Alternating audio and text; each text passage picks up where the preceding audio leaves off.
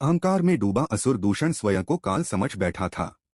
पर वह यह भूल गया था कि काल का भी अंत महाकाल के हाथों लिखा होता है। आज से लाखों वर्ष पहले सतयुग में अवंतिका, जिसे आज हम उज्जैन के नाम से जानते हैं, के समीप रत्नमाल पर्वत की कठोर शिलाओं के बीच एक भयानक असुर का वास था, दूषण। सीमाओं में बंधा होने पर भी उसका मन असीम था। त्रिलोकी पर शासन की लालसा ने उसे ब्रह्मदेव की घोर तपस्या करने को विवश कर दिया। वर्षों की कठोर साधना के बाद ब्रह्मदेव प्रकट हुए।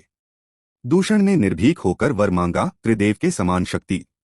ब्रह्मदेव ने उसे अपार बल तो दिया, पर साथ ही चेतावनी भी दी, इस शक्ति का प्रयोग कभी शिवभक्तों पर मत करना। पर अहंकार में चूर दूषण ने उस चेतावनी को तुच्छ समझा। वर पाते ही उसने अपनी गुफा को भव्य महल में बदल दिया। अंधकार से असंख्य आसुरी योद्धा उत्पन्न किए और अवंतिका सहित आसपास के राज्यों पर आक्रमण शुरू कर दिया। अनगिनत राजा और सैनिक मारे गए। उसका आतंक इतना बढ़ा कि लोग उसे एक ही नाम से जानने लगे, काल। इसके बाद दूषण की दृष्टि भगवान की पूजा में लीन ऋषिमुनियों और साधु संतों पर पड़ी। उसे यह स्वीकार न था कि कोई और पूजित हो।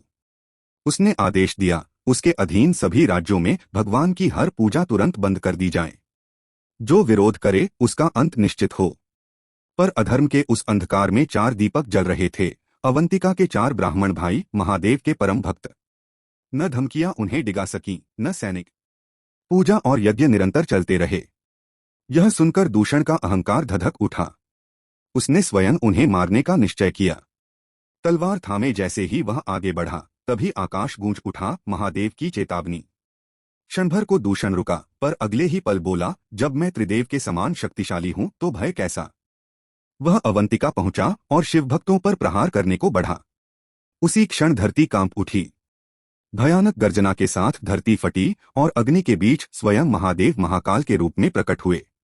उनके तेज से आकाश थर्रा उठा, समय मानो थम गया।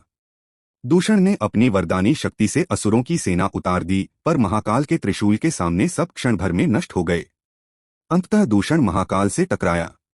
उसका तलवार प्रहार व्यर्थ गया। एक ही प्रचंड वार में महाकाल ने उसे भस्म कर दिया, यह सिद्ध करते हुए कि अधर्म का अंत भस्म में ही होता है।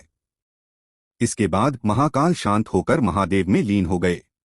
शिव भक्तों की प्रार्थना से प्रसन्न होकर उन्होंने वहीं ज्योतिर्लिंग प्रकट किया, जो महाकाल कहलाया, अवंतिका का शाश्वत रक्षक।